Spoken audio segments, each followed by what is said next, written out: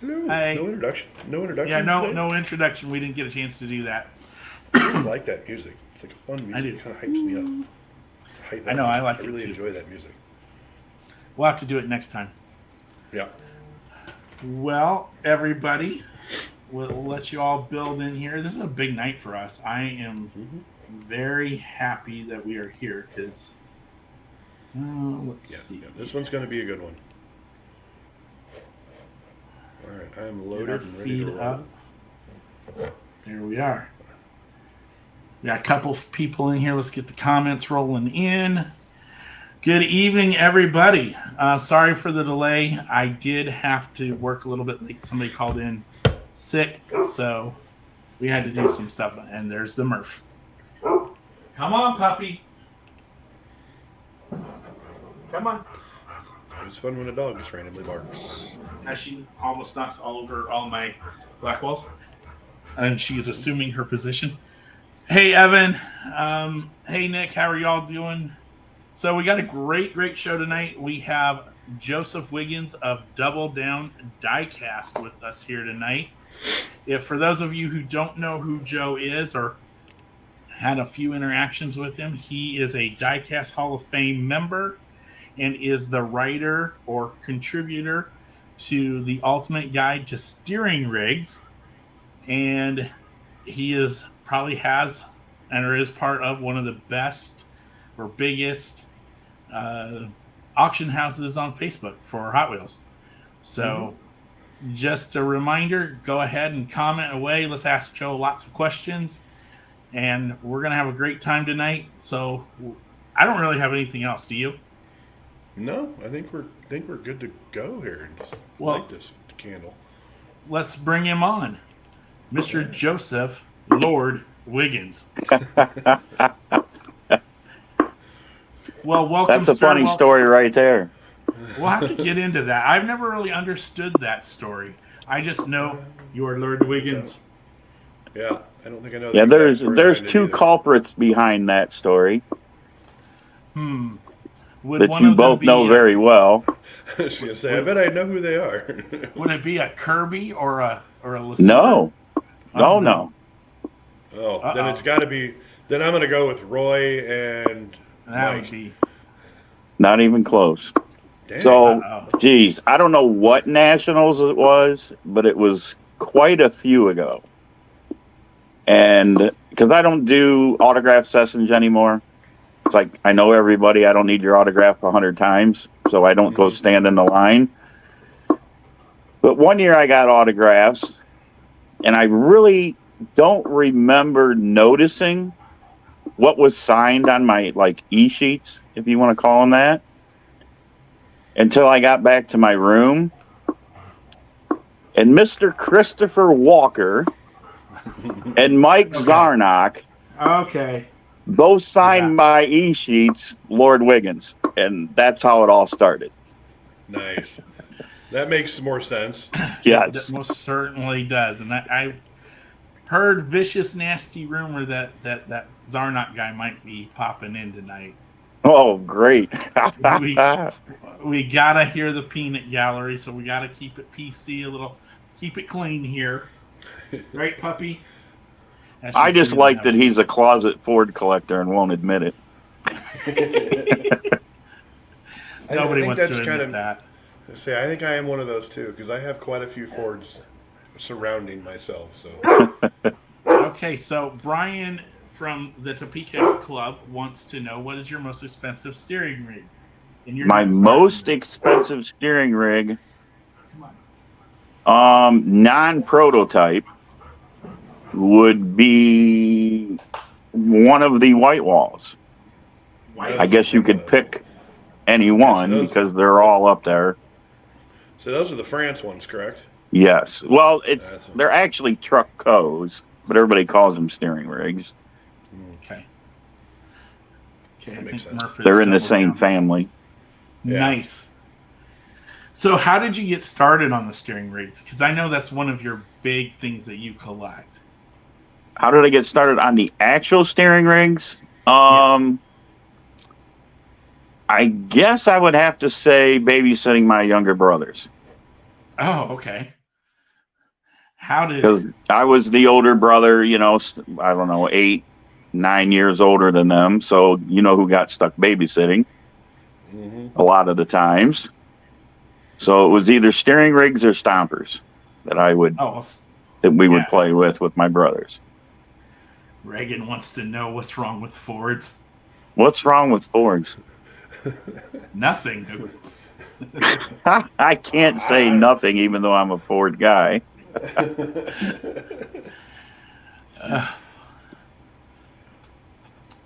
So what? That was Brian again. So can you tell us a little bit about the steering rigs that Walker built for you? Well, he built me the large one. The large one? Yeah. What's that made after? Is that which one? That's made after, well, it's the, I wish I could flip this camera, I'd show it. It is the Hot Wheels race team trailer. Oh, okay. But instead of a white cab, I kind of wanted it to look better, so we did the red France cab over Kenworth on it. Oh, nice. Very nice. And then I don't know how many people have seen pictures of it, but it is also in a box. Oh, just like the steering rig's box with. It is a steering rig box, full size for that 1/24th, 1/25th scale that Dutch made me before he passed away. Oh, wow. Nice. I didn't know that. That's cool. So it's an exact replica 1/25th scale box that it sits in. Wow. That's super cool. Man, the stories you've got from all the different people that you've probably hung around and palled around with at Nationals have got to be amazing. Because, I mean, obviously Dutch, Chris, Roy, and Chad, the Chad squared. Chad squared. I mean, that's a lot of really good people in the hobby that do a lot. So what's that like hanging out with them every year or getting the chance to come see them again? Well, that's my main goal, actually, when I go. I don't do the conventions anymore, but I do all the nationals.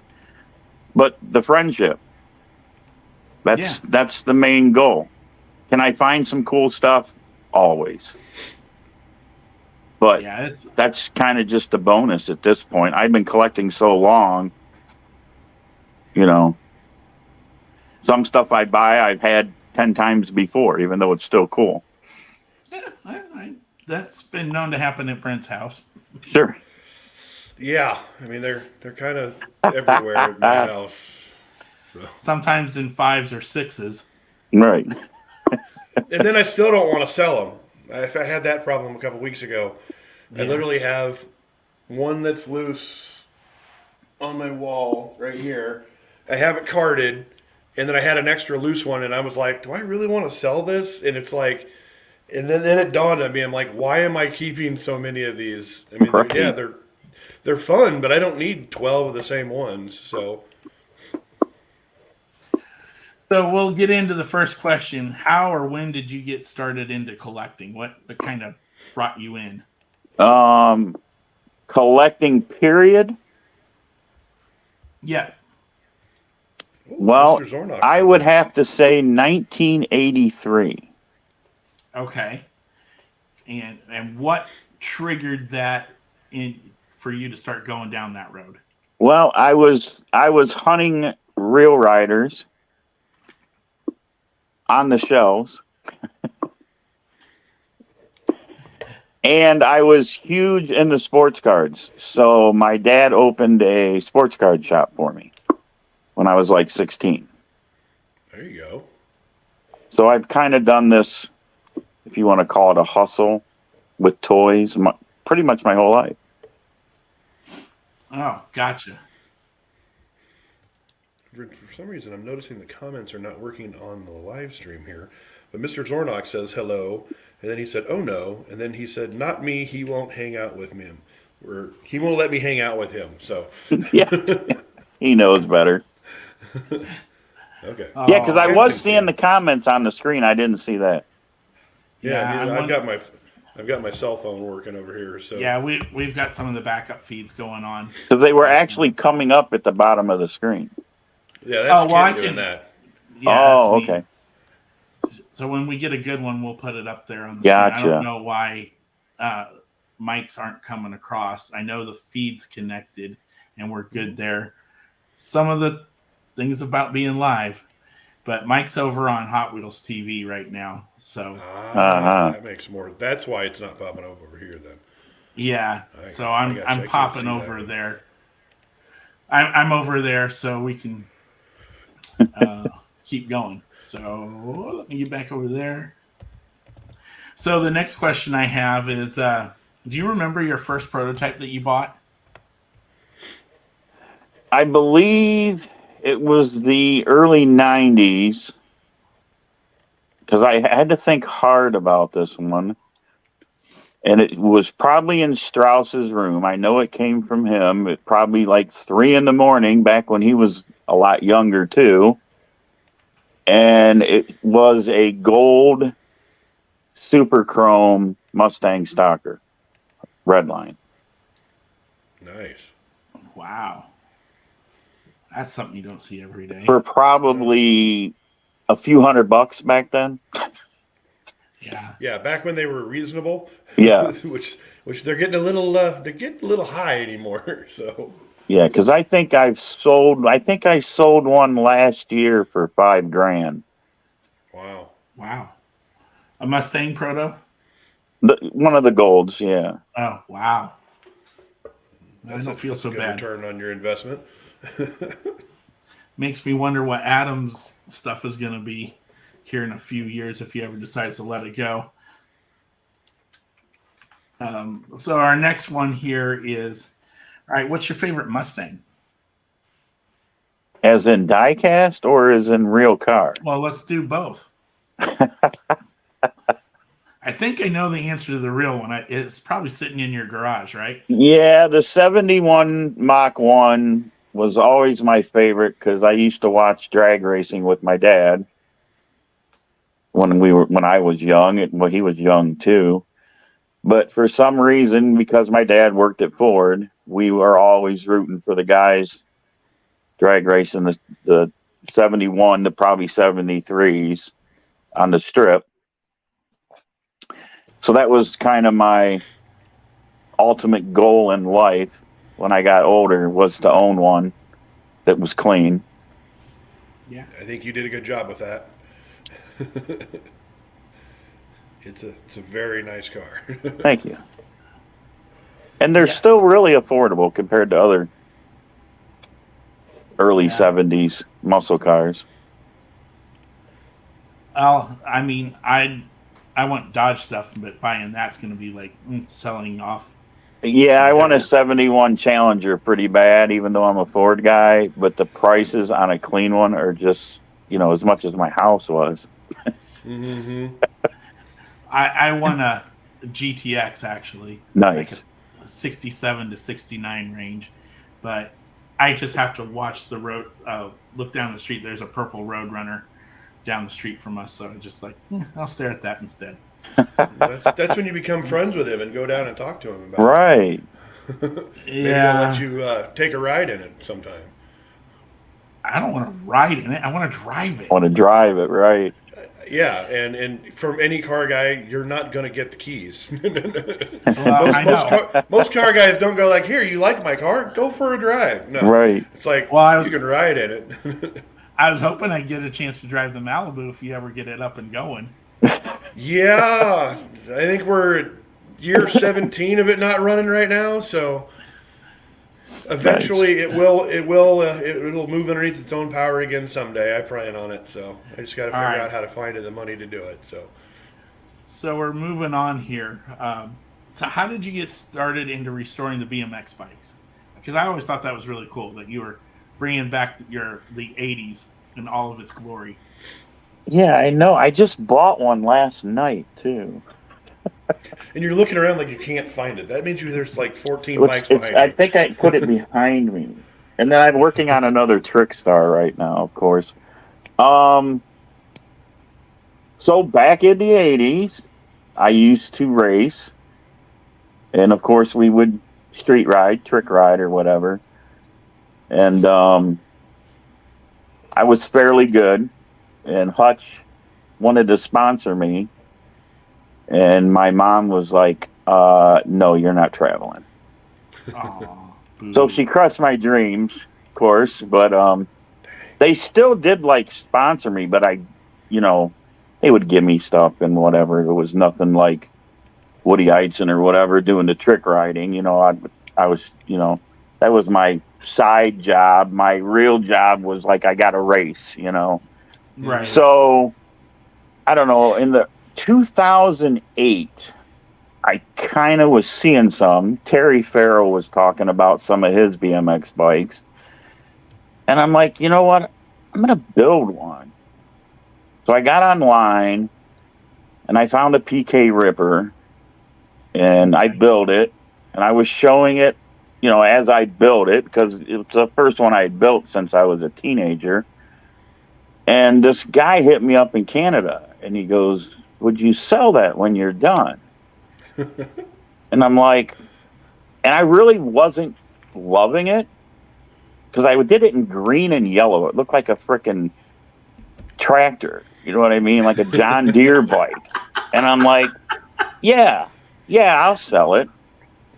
So, I mean, it probably cost me back then $1,000 to build this. He gave me like $2,500 and then the money to ship it to Canada. So I did that. And then I kind of lost it. I was like, okay, that was fun, whatever, blah, blah, blah. So years later, COVID hits. We're all working from home. I'm bored. Because when you're working from home, you're not working as much as you would if you were at the office. And I was looking through Marketplace, and I started seeing bikes. And we couldn't go to diecast shows or anything. So I was like, you know what? I'm going to start building some of the bikes that I had. So I started building them and building them and building them. And it got to the point where I had 56 vintage BMX bikes all through the house. Wow. And my wife's like, "I thought you were going to sell some of these." And I'm like, you know what? You're right. I said, I need to pick out like my 3 or 4 favorite ones. And I probably should start flipping these because the market was good. So I did. And then I got down to my favorite bikes. And, of course, my buddy Walker, Chris, he's getting back into it again. Mm-hmm. And it kind of trickled onto me. And now here I am. I just did a blue Trick Star. I bought this. This one, thank God, doesn't need anything. The Expert Racer I bought last night. But then I got a white Trick Star here that I'm working on, looking for parts. So I'm probably going to fill the house again. Who knows? Beats my Huffy any day. That's what I had was a black Huffy back in the day. Yeah. Oh, I remember. Was there a bike, one called a Diamondback? Yep. Oh yeah, I remember that one. That being, oh man, if you had a Diamondback, you were the. Yeah. Yeah. Mm-hmm. Yeah, I can't. I couldn't ride to save my life. I ended up taking a header over my handlebars and lost my front tooth, and ended up having a pebble embedded into my lip that popped out on its own like a month later, and that ended my bike riding. But that was back in the day before helmets and pads. Yeah. Yeah, back to the good old days. Most of the scars on my body are definitely my shins from pedals. Oh, yeah. Running into other bikes? What's that? Running into other bikes or just from... Oh, your foot slipping off and it coming back up and hitting you in the leg. Yep. Especially when you're racing or doing a jump or... Mm-hmm. It kind of digs right down to the bone when you're little. Yeah. Yeah. You get a little bit more cushion as you get older, right? Right. So, moving on here, besides diecast, what else do you collect? Besides actual diecast. I mean, Well, BMX bikes, yeah. May 80s the toys, may the Star fourth be, Wars, may the fourth be He-Man, with you. Transformers, G.I. Joes, Jeez. So everything, pretty much. Stompers. Stompers. I kind of considered those diecasts, but I guess they're not. They're plastic. Yeah, I mean, I don't collect Barbie.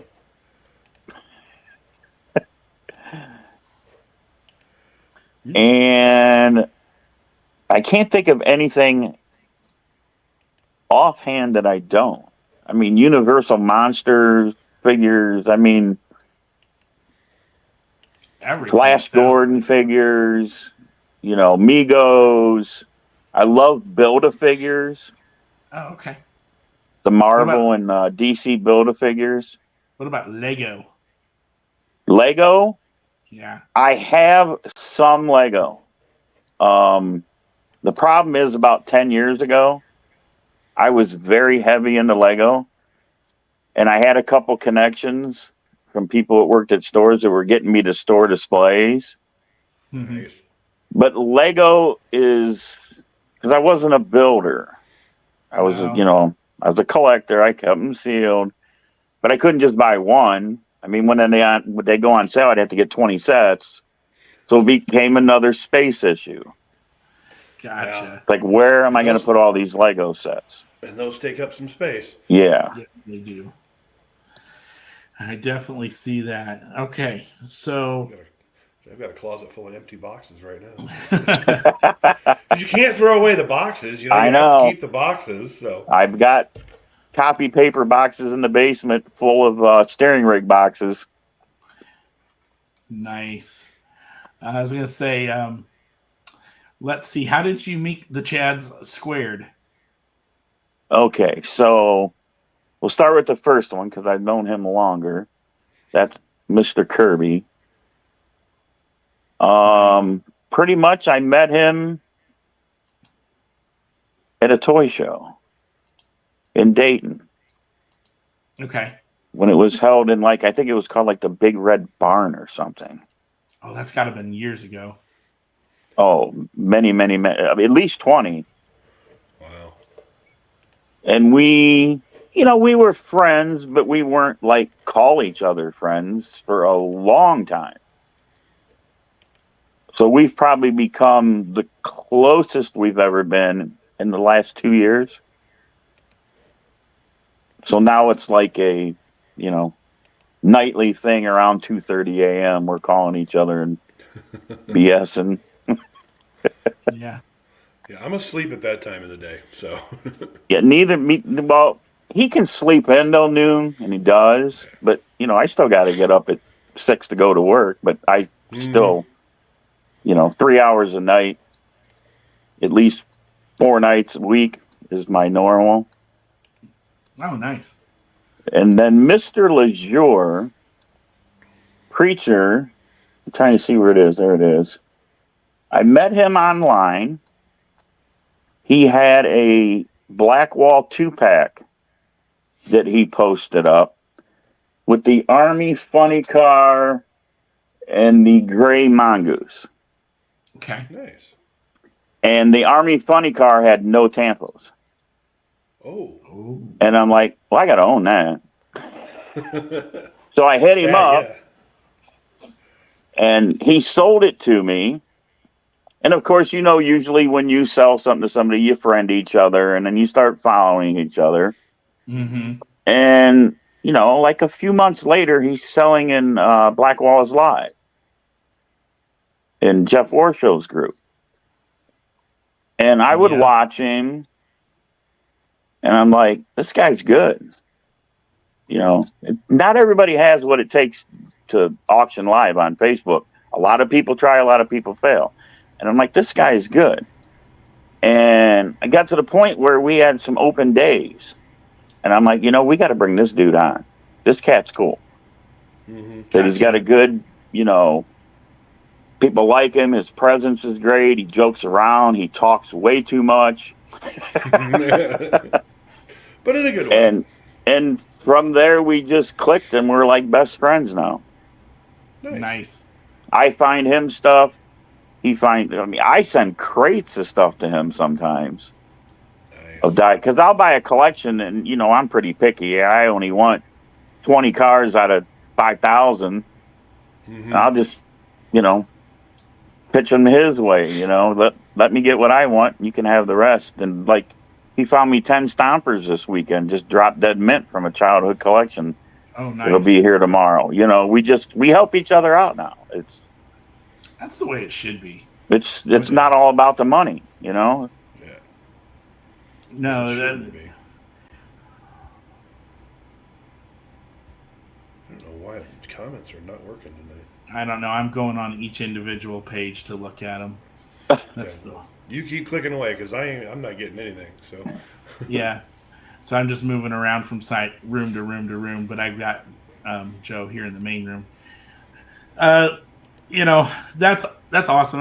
That's kind of how Brent and I met too. Was we met over in a, how shall I say it, a hotel that had questionable everything. Well, it was a toy show being held in, I don't know if it was they called it a convention space, but it wasn't. It was just a small room that at one point didn't have a skylight was broken out, and it was snowing, inside the toy show, and then there was one that was raining inside. I mean, it was a sketchy hotel, and thankfully we no longer use that hotel. But yeah, it was where we met, and we ended up doing a pretty good trade, and from there he's like, hey, you should check this out, and then hey, you should check this out, and it's just the same way, and now we're sitting in a live show, talking to you. Sure. So how long ago was that? I'm asking you questions. About 6 years ago, I want to say. Awesome. It's about 2017, yeah. Nice. Yeah, about 2017. Because the longest I'd ever spent with him was LA in 18, because it was like, hey, you want to go to convention? I'm like, a what? Because I've been a collector since the 80s, but I've been kind of hidden in my own little world. And, sure. not a lot of people knew that I was a Hot Wheel collector. And, so it was like, I didn't know about conventions. I didn't know about the RLC until 15 or 16 when the Gassers came out. Oh, wow. I mean, I'd never been on there. There's an AOL profile out there somewhere with my name on it. But, yeah. It's like I didn't understand how any of it worked. So, sure. Yeah, and now it's to its extravagance that it is now. And, and I've got friends all over the world now. And, it's definitely something that I never thought would balloon to the size that it is now. So, Mike's okay. Mike says it's okay to admit it. Oh yeah, I am a Hot Wheel collector. There's no hiding it now. I think that was one of the biggest things around in this area is nobody seemed to be okay with admitting that they collected Hot Wheels. We were all in our little corners of our houses in the basement, and then I was like, sure. Yeah. But I was spoiled. I was used to going to Baltimore and hanging out with them guys from C4, and you know how they roll. So it was different for sure. My biggest memory with Brent was I remember him saying, well, I'll go to LA with you. I just don't know how this is going to work out, whether or not we'll be friends after this, or if we'll because he wasn't, because I tried to talk him to go to Dallas with me, and that he goes, I just want to wait for LA. I think that'll be a little different, see how that goes. And it is. That's totally different animal than Nationals. And oh yeah. In fact, I think that's where we met you the very first time. Yep. Was down in the smoke pit down in LA in 18, because you're just sitting there playing on your phone and having a cigarette, looking at something. And we had just gotten into another page that you used to be on. And I remember introducing myself to you. And then after that, I started coming more to the auctions. And then eventually when you moved over to Double Down, hanging out in there. But yeah, that's my first recollection of you. Awesome. So we got into here some questions now. This person asked, I've only been collecting for 4.5. Is there any advice on how I can slow down? Wow. I guess turn your internet off and throw your phone away. Yeah. Say the only other thing I could say was as hard as it Quit is. your job. No, don't quit your job because you need that money to buy the cars. But Well, that's how you slow down. I mean, well, okay, yeah. If you're trying to slow down, yeah, quitting the job would definitely. every help, time I say I'm going to slow down, and I end up like doing a room sale on a Sunday and sell some of my personal stuff and that, you know, within a couple of weeks, the stuff comes in the mail and I fill the holes. I don't get anywhere. Yeah. There's never been any slowing down for me. Yeah, and You know, I might not get a Hot Wheel in the mail for a month, but there's going to be 30 Star Wars and 4 G.I. Joes, and something's going to fill that void that there's got to be a box on that porch for me every day. Yeah, that was from Eddie Burke over on Hot Wheels TV. Oh, no, I don't want him to slow down. Okay. So another big question. Here in the Midwest, it's a very big debate. Which way do you display your cars? Because apparently to somebody, there's a wrong way to do it. There is, to a million people, there's a wrong way. So I face them with other than a couple prototypes, because they're hand-painted tampos, the passenger side facing you. Yes. Boo. Yes. Boo. And why is that? The only reason that I do it is because Hot Wheels packaging 99.8% of the time, they're all driver side or passenger side. So, you know, there's passenger side. Right. So that's why I put them passenger side out.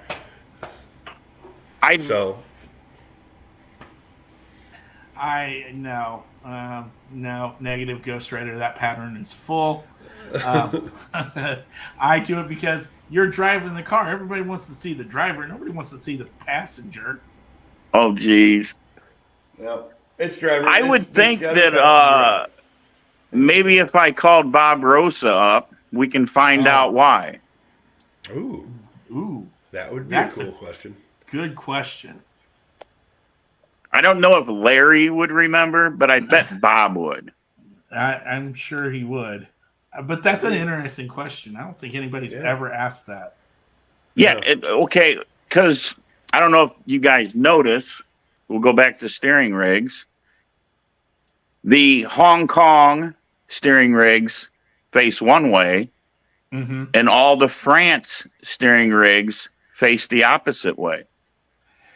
Oh, I bet, because the Hong Kong ones are right-hand drive, aren't they? Yeah, but the France theoretically are probably left-hand drive, but they didn't change the interiors to reflect that. But maybe that's why. I never thought about that. Could be. I mean, that's the first thing I thought of, is because, you know, Hong Kong then used to be a British territory, so. Yeah. That's the only thing I can think of. Never thought about that. But it wouldn't explain why Mattel was doing it, because, you know, I mean, it's a toy. Hong Kong and I mean, but yeah, I would be curious to know, because, you know, Matchbox was, unless they did it because Matchbox always did theirs driver side, so they had to do it differently, so they flipped them to the passenger side. That's another possibility. Are Matchbox opposite of Hot Wheels? Yep, Matchbox is driver side. And that would make sense because Matchbox was huge in England. Mm-hmm. Yep. So that could be the answer. Oh, there we go. Yeah. My hand's crooked. Yeah, I'm on a table that's not 100%. I have to keep my water bottle on one side because otherwise it tilts it. Hot Wheels displays the right way on the passenger side, not on the driver's side. Reading from left to right. Yeah, I can see that too. Yeah, that's interesting. Well, we could learn something yet tonight. That would work my fragile little mind. Honestly, I never really thought of the reason why they did it. It's just they did it this way. I know. Okay. It makes you wonder now. I might have started something crazy. Okay, so I got another question here. What is one diecast piece that you wish that you still had in your collection that you don't right now? Oh, wow. Wow.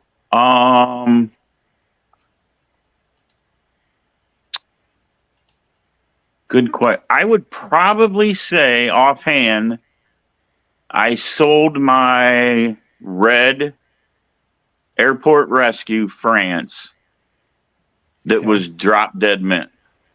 Oh, Because that one you just can't find without chips. no. Even in a package, Oh, wow. they have chips. Gotcha. And there's a story behind why they think a lot of France cars have chips. I don't know if you've heard this story. No, I have not. So what is? I got this story, I think, from, it was either Larry or Bob. I think it was Larry. The France Hot Wheels were made in prisons. Okay. The cars were done, from what I was told, the cars were done in a factory. They would ship them to the prisons, and they would put them together and do the rivet process. So they were already painted, they were already tampoed. And from what I was told, they just threw them in bins. Wow. They didn't individually wrap every car. They just, as they came out and they were done and they got tampoed, they got tossed in a bin at the factory. So they all got chipped up. That makes sense. I mean, it really does. Mm-hmm. I didn't even think about that. So finding a true mint car is probably pretty hard. Yeah. Wow. And it seems like certain cars are always chipped, but then you'll find ones that, like, you never see a chip, you know? Like the France Orange Omni. That thing's always beautiful every time I see one. Well, it's an Omni, so it's... So it must be maybe the thickness of the paint or, you know. I've found that, like, using yellow from, like, Blackwell era cars, like, say, this thing, yellow is hard to get off. Hard to strip yellow off of a Blackwell. That's one of my favorite castings. So, yeah, we had two Hot Wheels at my grandparents' house. We had this guy and a red line. I think it was a Seasider, actually, not a. That's it. That's all they had, and that's all. Oh, wow! With. So yeah. Reagan wants to know, what would it take for you to come visit us out here? What would it take for me to come visit you out there? Like, just to a basic show, or? Basic show, maybe over a weekend, you know, make it worth your while. Well, I'd like for there to be at least a show. Oh, definitely. And I hear you guys' show is pretty good. Yeah, and we're working on some other stuff too. So we try to make it fun so for everybody. I don't know. It probably wouldn't take much. Okay. I mean, we'd love to have you. I mean, how far are you away from Preacher? Preacher 5-6 hours. About 5.5, I think. 4.5. That's what I thought. 5.5. Yeah. So yeah, I could do a trip to his house. You know. Yeah. Spend the night, whatever, and then do your show, and then. Yeah, I think we can make that happen. I mean, that's pretty easy. Yeah. Go take you to dinner afterwards and have some fun with it, as we like to say. There we go. Good question, Reagan. Good question. I'm liking that. Let's see. Now, so we talked about the one that you got away and you like to have back. What is? I don't remember that question being on the ones you gave me, but that's okay. That was number 7. Was it? Yes. I really didn't look at this very good because I kind of wanted to shoot from the hip, you know. I like it. I know you're doing great. I mean, questions and answers, and the stuff that we're talking about has been awesome. Yeah. What has been the biggest change that you've seen in the hobby in the last few years, or over the stretch of that you've been collecting? Good or bad? Both. Oh, jeez. Well, the worst, the bad, I am going to say and I'm not putting them down because I love my Jennifer and Mark to death. And it's not really their fault. It's social media's fault. But I remember getting my convention tickets end of January. Yeah. I mean, we never even worried about it. It's like, we'll get them in January, end of January. And then we wouldn't really send in for the dinner and stuff till a couple weeks before the cutoff. Gotcha. So I understand they're doing what they have to do. I heard California, they sold 1,000 tickets out in 2 minutes. Mm-hmm. You know, I heard that as well. That kind of sucks because let me see if I can find where I laid these real quick. Just looking at the background here. I just had them in my hands the other day. Of course, I don't see them laying here. They're really cool. It's normally how it goes. You'll set something down. And you're like, I just had it. Where'd it go? I do that with my tools whenever I'm working on my truck. I literally just had them, and I know I didn't put them back in the showcase because I was going to show somebody them.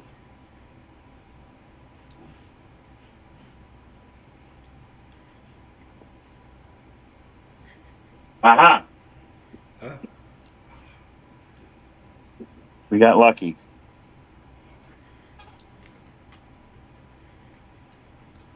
Oh, wow. Who remembers tickets being like that? Not me. Oh, wow. That is the very first two. 1987 and 1988. All right. Well, I was. So I've been going forever. So getting shut out for me is going to be heartbreaking. Yeah. Like Atlanta, I already got my mindset. All right, you're probably not going to get a ticket, but I'm still going to go. Yeah, I mean, that's the thing. I can remember hearing stories about what was it when Mike Strauss was in charge of it, that they had a hard time selling out all the time. Oh yeah, it almost never sold out. To now where, like you just said, LA first round of tickets is gone in 2 minutes. Yeah, You know? I mean, the first time it was done, holy cow, I don't know if there was 50, 60 people there. Wow. Just to see that evolution and change to go from there to where we're at right now is Right. just, it's hard to fathom.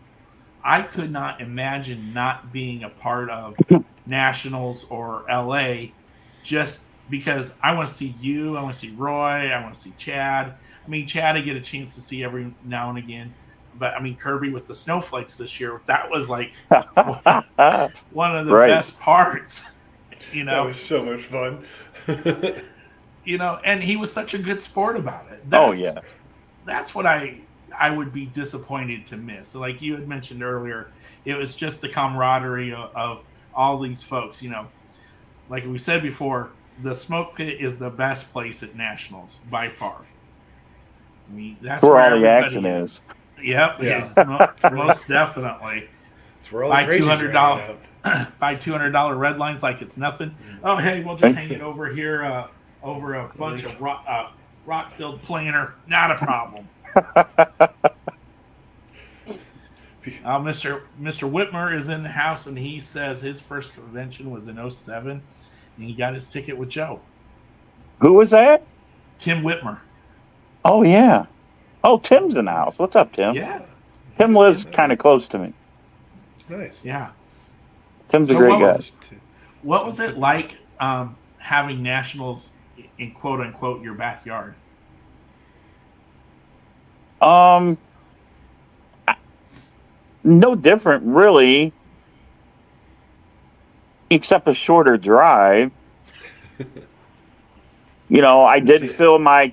I rent a car when I do those. I'm not going to take my cars, so I had a Edge or whatever. So it was nice that I filled it up and could bring it home, so I could fill it up again. Yeah.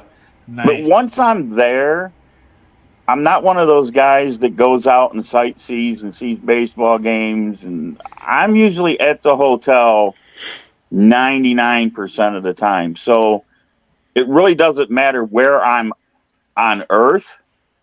It's like I want to be there. So where I'm at really doesn't affect anything for me. Because I know a lot of my friends go to baseball games, go golfing because they've never golfed there, or they do other things. I'm there for the show. Yeah. Right. That's awesome. So where I'm at, I really don't even pay attention. Gotcha.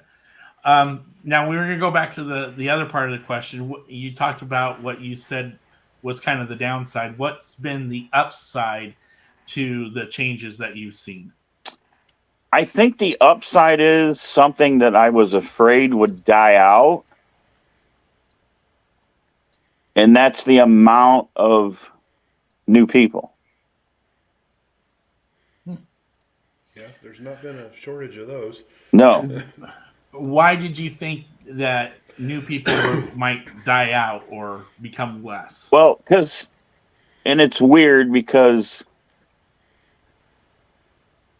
I've done this a long time. I've had toy stores, you name it. Stuff cycles. As people age out, things don't get collected anymore.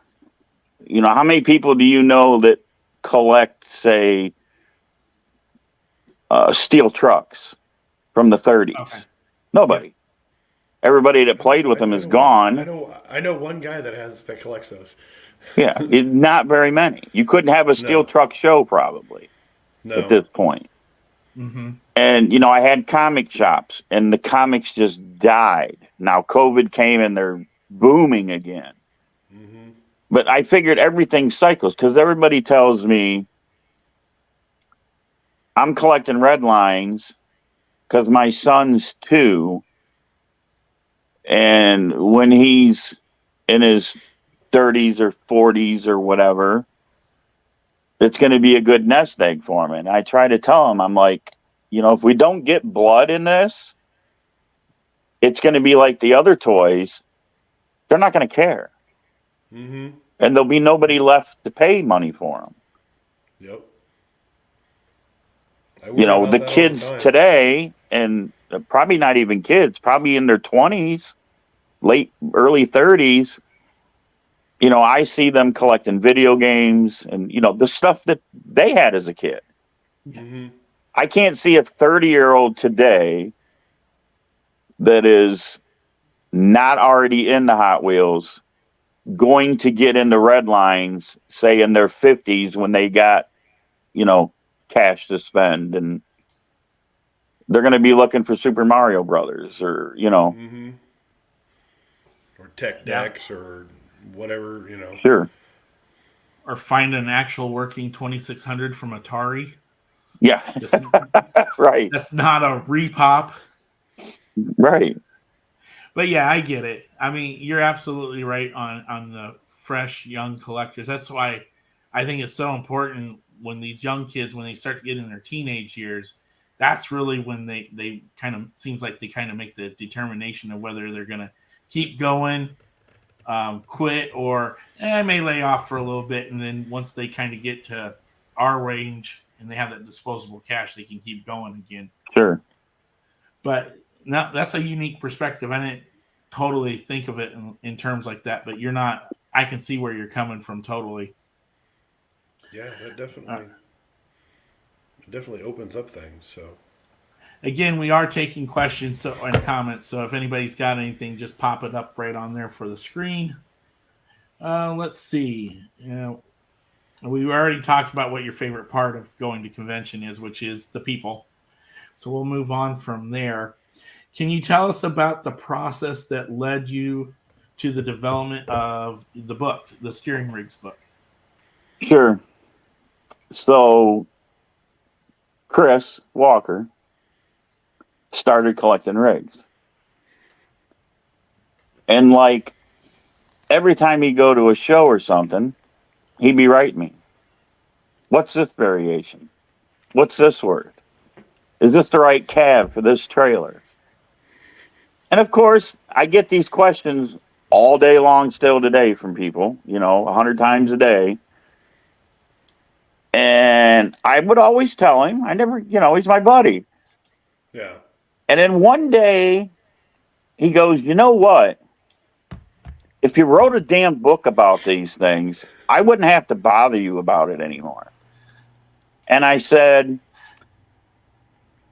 I'll tell you what, you're the layout guy and you've done books. You help me do the book and we'll do that. And we knocked it out. Yeah. I enjoy it. I actually have that book as well.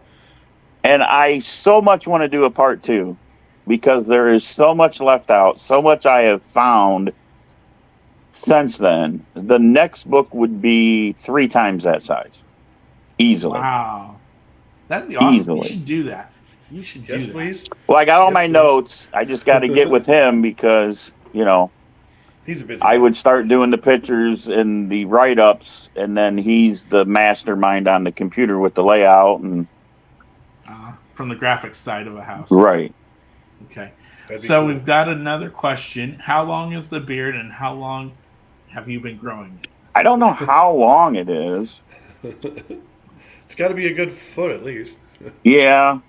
I think it would be longer, but I think my wife's cutting it in my sleep. I think she trims it. Well, But I started growing it when we got married. wow. So that's probably been, I think, 12 or 13 years now. Wow. Because I had like almost nothing when we got married. That would be weird. Nice. And it wasn't gray. Yeah, I've got a few that are starting to pop in on mine. It's like, oh, I here we had go. a few, and then like 2 years later, it was like, oh, well, that's gone. Yeah, Mike Gray came in, riding ships for 3 years, but yeah, my coloring is to shave it all down, and then that lasts for about a day or so, and then it grows back out. But let's see here. So I'm gonna kind of ask a kind of serious question. Okay. What memories do you have of Jimmy from the newsletter, and what has been his impact to the greater Hot Wheels community? Wow. Well, I guess my memories of him is because, he did that forever, and I saw him every year. And I put about,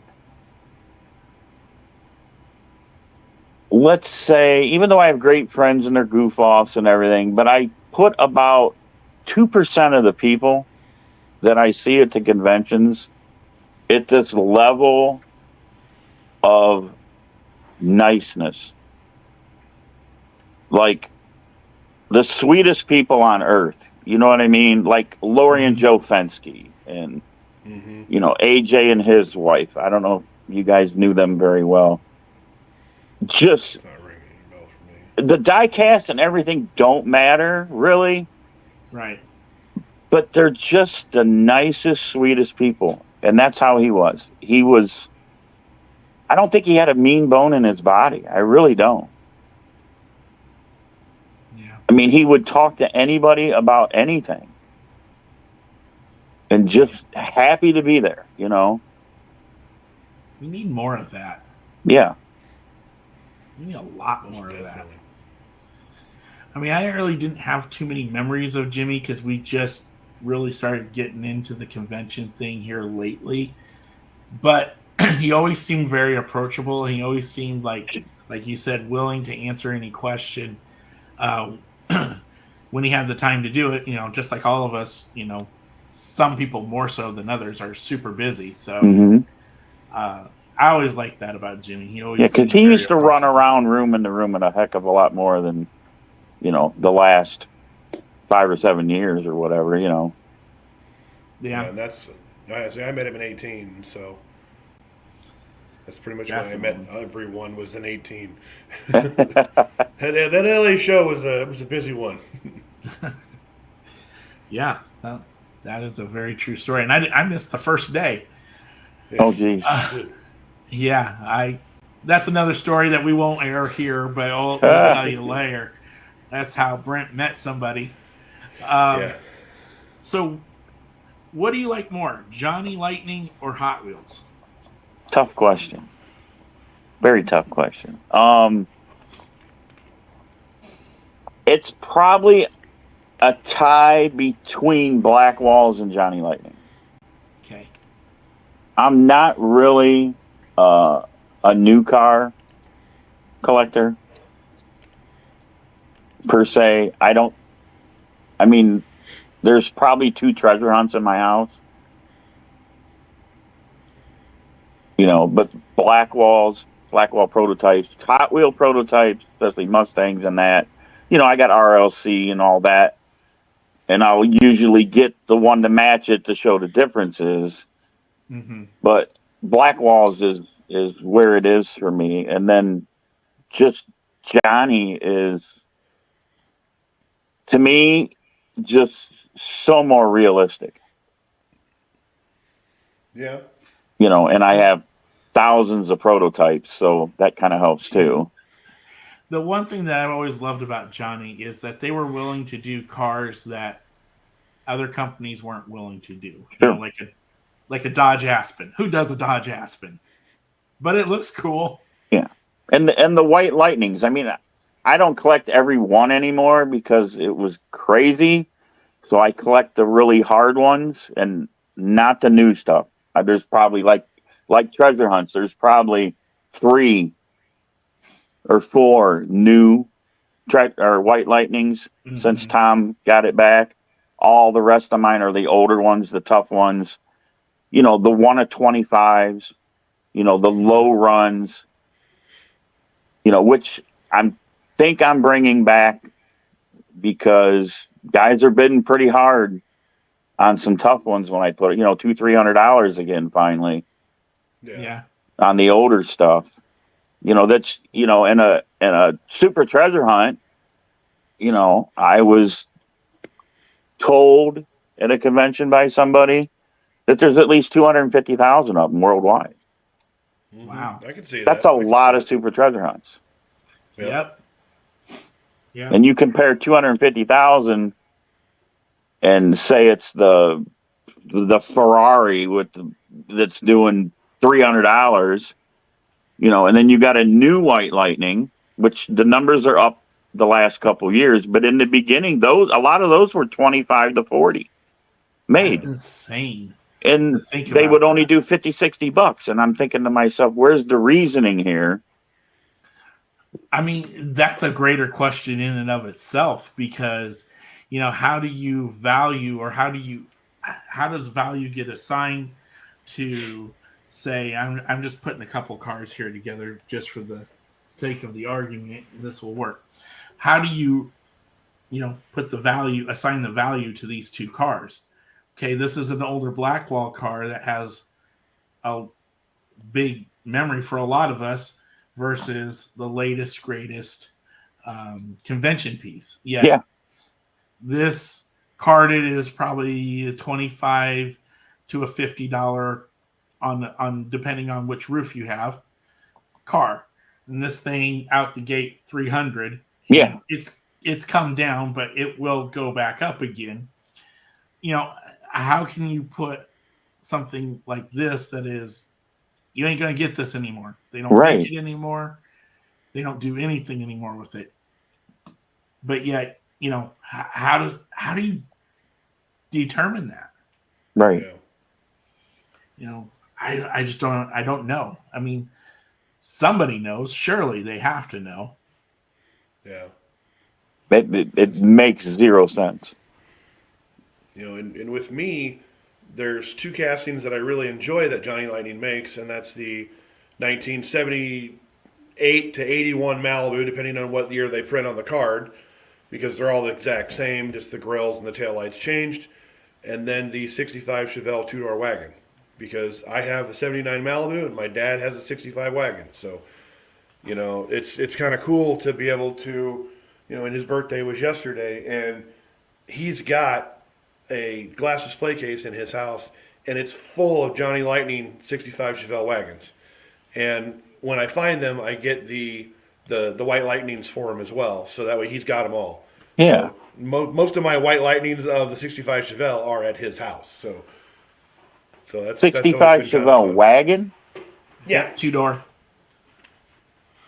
Just like the one he's got. We're going for the cars. We're going for the cars. Not sure. I'm gonna That's not ask good. him if this is it, Hey, I know that car. because I don't remember.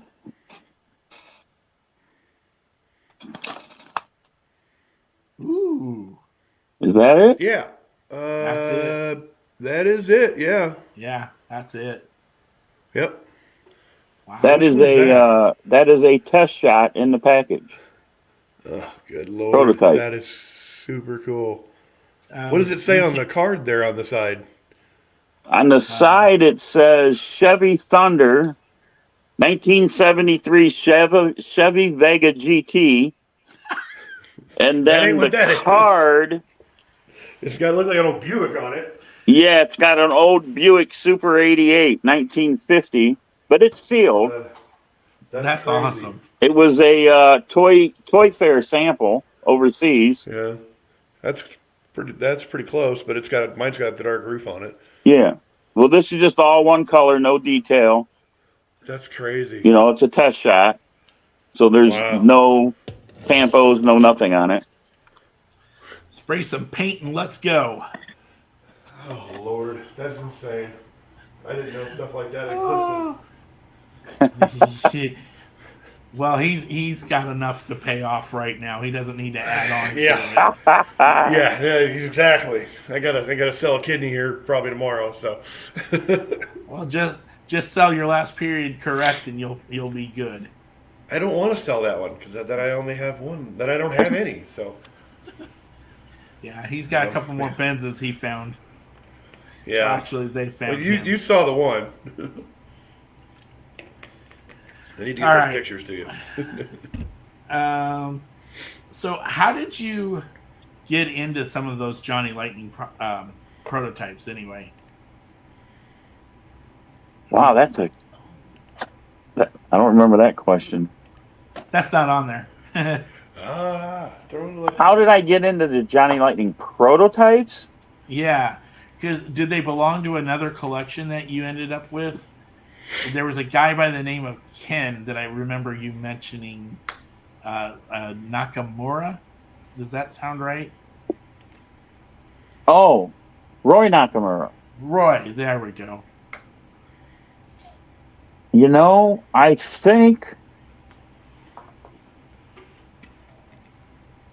I think when I first started doing Johnny prototypes, they were just red test shots. Okay. And I'm going to blame it on David DeRovie, I think, Okay.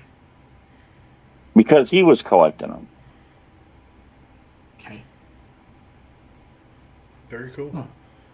I I mean, have a couple prototypes for Johnny's, but that's about it. I just remember you in listening to past auctions that you would mention Roy's name. That's kind of where they had come from. So I was just kind of Well, there was when he passed into it. away and his collection was bought, there were 3 people in the room to buy what they wanted. And that was me, David DeRovie, and Jamie Maynard. Okay. And there was 2 108. I got a picture of them still. There was 2 108 cases of test shots. Okay. Wow. And basically, Jamie took the vets, I took the Mustangs, and I forget what David took. And we Whatever weren't was smart left. enough to buy them all. Yeah. Yeah. Things that happen. Right. So there's another question I wanted to ask you. It's not on the list. It has to do with LA in Okay. 18. And I'm trying to remember for the life of me. There's a picture of me and Brent, Brian Klein, Roy, Friend, Mike Barnes, and Greg Sully. We're all together. It's on Sunday, right before we left. Okay. For some reason, I want to say you were the one that took that picture. We're all just kind of hanging out right before we all left. Brent, you know what the picture is. Wow. Yeah, That I just kind of sounds familiar. Let me see if I can find it. I know where it's at. I know where it's at. Yeah, it's simple. I already got it Go to up. I'm just trying for the life of me to remember if we had asked you to do it. Wow. I think so. Yeah. Mm-hmm. But that is literally the background picture for my laptop. Oh, cool. That is one of my favorite, my second favorite Hot Wheels memory. You know, the first one was in Dallas when I proposed to Robin. Mm. And somebody has orange track grooved into their knees. They somehow designed a 55 gasser. That's all I'm gonna say. But that picture is definitely one of my favorites, and thank you for taking that for us. I really appreciate it.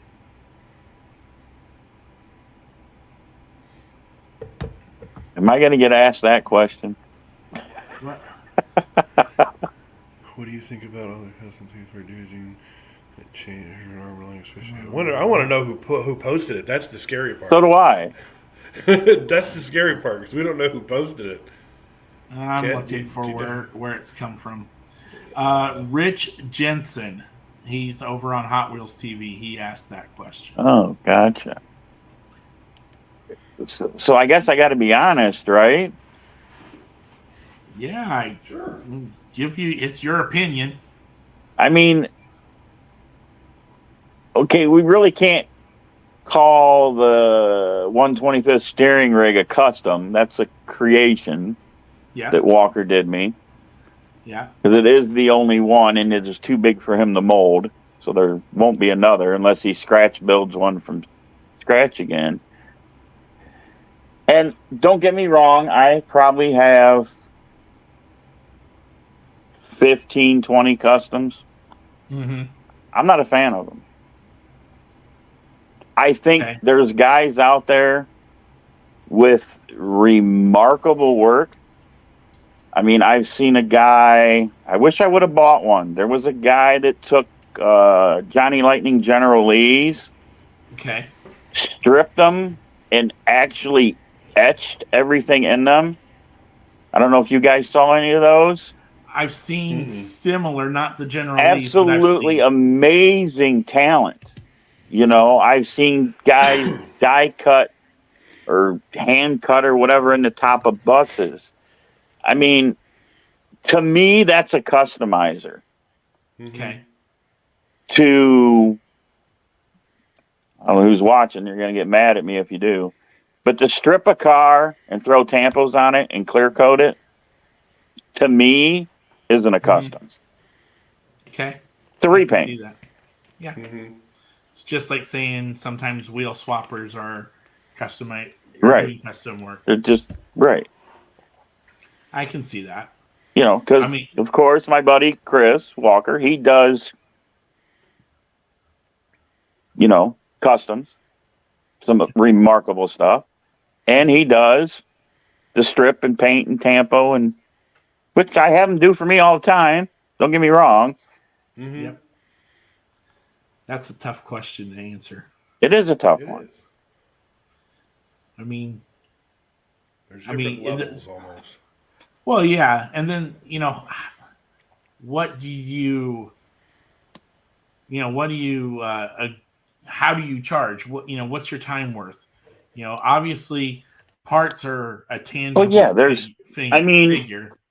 and like I said, I'm totally not really a custom guy, but I did buy one, and I'm definitely not a Datsun guy.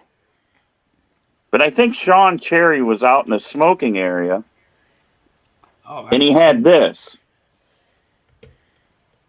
and it was from some convention overseas, I guess. That's Oh, cool. wow. And you see the card. I'm sure you can see that, right? Yeah, it's holographic. Yeah, Yep.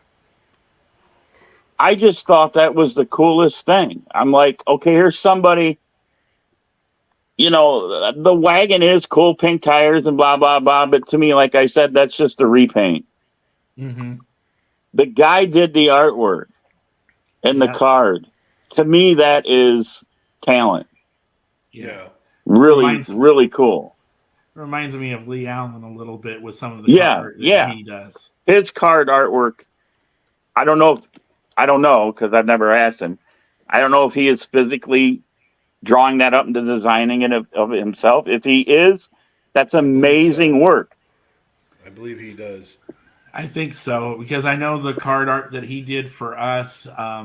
He did not have a 8 crate design before, so he said that was something new. And, Gotcha. And the pumpkin logo that he did was again something that he created for us. So he's like one of those guys that stands out to me with his card art. I don't know, Boxman, he kind of makes his own stuff, packaging a little bit. Awesome packaging. And if you ever notice, and I'm not going to put either of those two guys down, either somebody's cars are amazing and the packaging sucks, or the packaging is amazing and the cars really suck. But you really don't notice because the packaging is so freaking cool. Mm-hmm. Boxman, his cars, if you look at his cars, Jimmy's a great guy. Yeah. His cars really are nothing special. It's that presentation of that packaging, the bat caves and the snap-on toolboxes. And I mean, there was a couple of cat ones that I was really cool. There was a cat drag bus that I really, really wanted because it had like a excavator feel to it in the background, and it was like an excavator blade, and it was inside of that, and it was like, that's super cool. Cool, yeah. Couldn't afford it, so. Well, that gets said more than once or twice. Yeah. No, I mean, it's an interesting question, and again, it gets into how do you judge what something's worth, when we were talking about earlier with the Blackwell. Yeah, I mean, and like you said, there's still time. You got to strip it, even if you're not actually customizing it. You're stripping it. You're changing the wheels on the base. If it's a metal base, I know that's a pain. I've done it. You're painting the car. You're decaling it. You're clear coating it. You're putting it in a cube. There is a lot of. It's not something you do in 4 minutes. Nope. So I understand why they do charge the prices that they do. So I do get that, but I know guys that have thousands of customs, thousands. Yep. They follow certain customizers, and they have to have one of every one they do. Yeah. So say there's more and more guys that are leaning more towards that subscription area where, hey, sign up, and then for X amount of dollars you get so many cars. So a car every month, or right, sure. And I think that's works well for the customizers because it kind of focuses them a little bit, and that's another way to look at it too. You got the cost of the car. Most guys are buying rubber tires now off these couple guys selling rubber tires. You got to buy the cubes. The Tampo paper ain't cheap. I mean, I couldn't even guess I could probably guess what, if you give them the car, what it costs, because I know what Chris Walker charges me when he does me cars. So I'm pretty sure I get them at cost. because we're great friends. So I can kind of gauge what they have in one. So, if you're charging double that, you're probably still not getting paid for your time. In my eyes, in my perspective. It's the time factor. I think that's the biggest thing. So for somebody to, I don't know what the cheapest customizer on the open market charges. I'm going to guess $50, probably. Mm-hmm. I'm probably in the right range. Yeah, somewhere around there. I don't think I would do it for $50. Yeah. I think my time's worth more than that. So yeah, that's that's the question really. It's just the time factor of it. What's your time worth? Sure. I can remember I dabbled in it, I'll swap some wheels, put some paint on it, and if I was happy if I could make my cost back in what I paid for the car, and what I paid for the paint, and I was like, okay, $5, I'm good, But those days, I think, are over because the amount of time and the amount of material both on the car and, like you were saying, the cubes and the card art and the printers that go with it, the paper, all of that. I mean, it all adds into it. Well, I don't. One of you might have been in the Red Line Club. Do you guys remember when Amy had us make Christmas ornaments out of Hot Wheels and send them to her, and you would win prizes? That must have been in the 90s or back then. That's way. It was back. Yeah, it was back when Chris Parker and that was involved. Yeah. So they posted on the site, and you would customize a car, send it in. They put them on a Christmas tree, took a picture of it.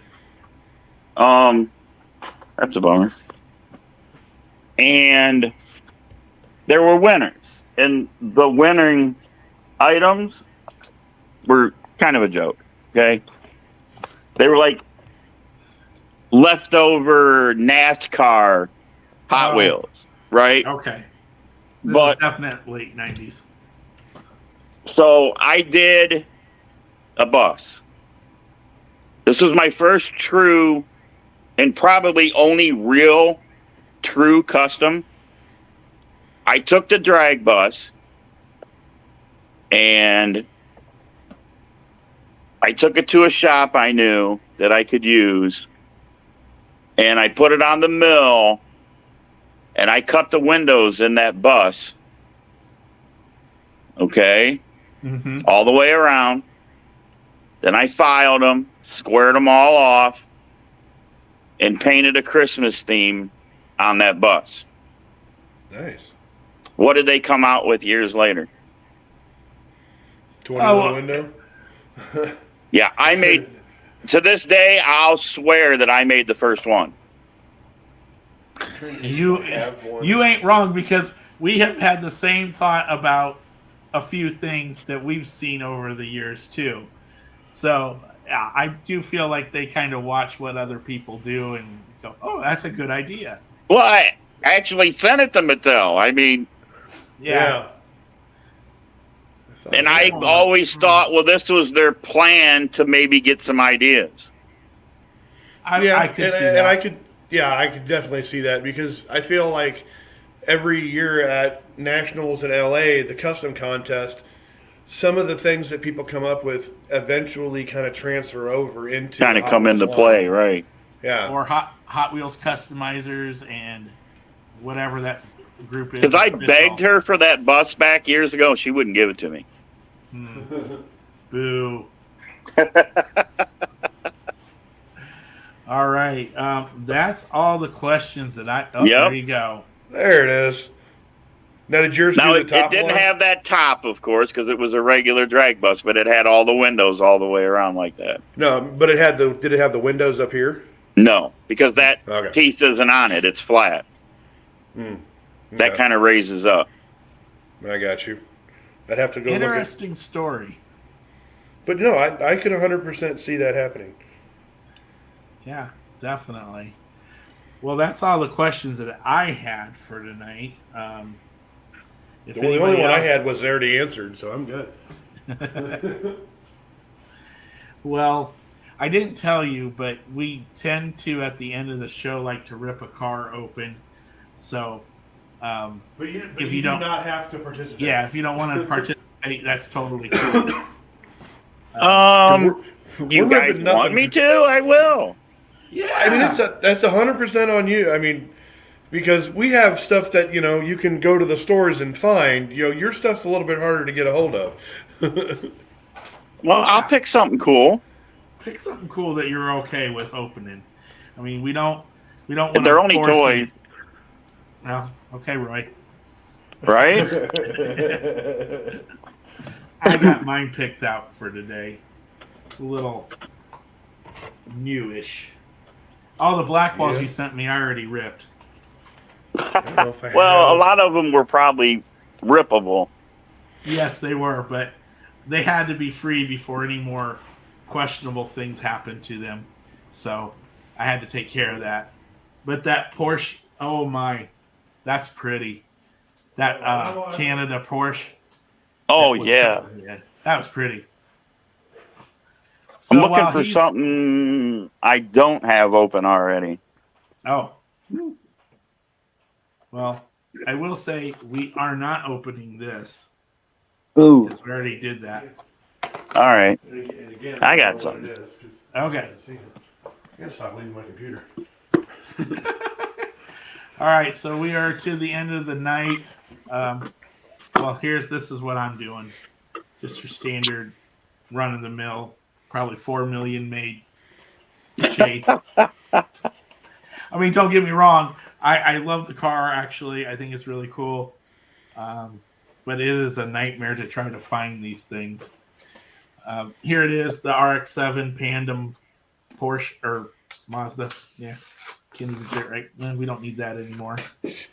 You're a Porsche in there? You're a Niner? Well, I got that too somewhere. And no. Is he almost? No, No, plastic. yeah. And there we go. There's our Porsche. That's still Mr. not Brent. Well, Mazda, whatever. Mr. Brent. 1965 Dodge Coronet Ram Charger.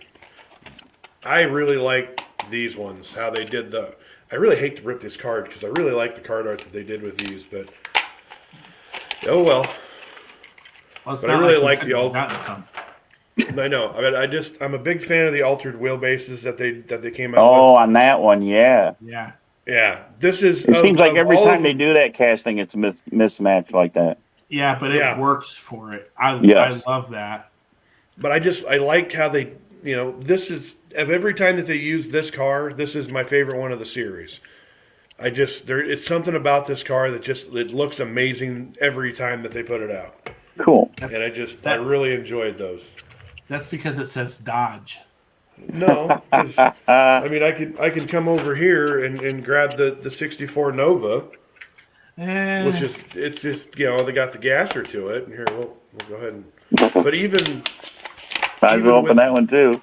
Well, I mean, I got the whole set here. I can rip them all, to be honest. It doesn't really matter to me. Okay. I see how this is going to go.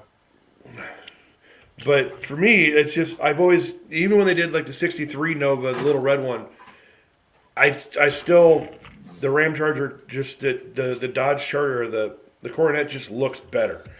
It's just, the way that they did it, the styling, it turned out to be a really sweet car. So. Cool. All right, Joe, what do you got? It's up to me. All right, so I don't know if you're into Leos. Oh. This is the Leo. Oh. Spider-Man. Yes. And if you notice, most of these common ones, the yellow has a red tampo and the red has a yellow tampo. This one has a black tampo. Nice. Unpunched, uncracked. Oh. But we'll do it. I like how he says common ones. Yeah, I know, right? I have like 6 Leos That's in my entire house. But I love the Spider-Man GMs. I'm not a big GMC guy, but I love the Spider-Man ones. Every time I see that car, I think of the movie Stripes. Yes. All right, we got one last one. Since Brent seemed to make a comment here, I'm going to do this one. That says the 62 yellow 62 Chevy. That's going to be a hard one to open. Oh. Basically, this is nothing more than a giant protector. All they had was a piece of tape on it. Yeah, that's all they are. Just a protector. But there it is. Yeah, that's one I'm still needing.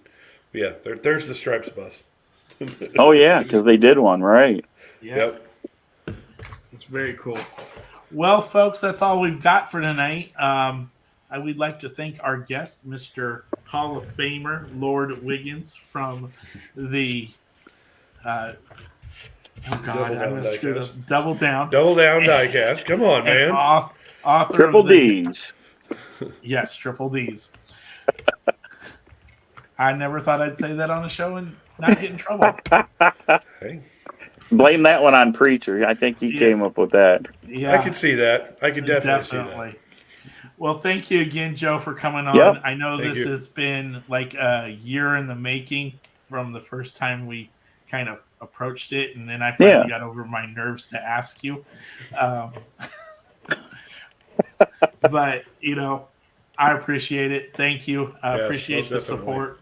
Yeah, no problem. And we'll try to make something happen, and maybe you can make a visit out here during the summertime when it's better. Yeah. When I can drive a Mustang out there or something. There you go. There you go. That'll work. Well, thank you again, everybody. We will see you next week. We may have a show on NFTs. We don't know yet. We don't have an exact topic picked out, but we're talking to somebody about that. And again, a special thank you to our guest, Joe Wiggins of Double Down Diecast. And y'all have a good night. Good night, everyone.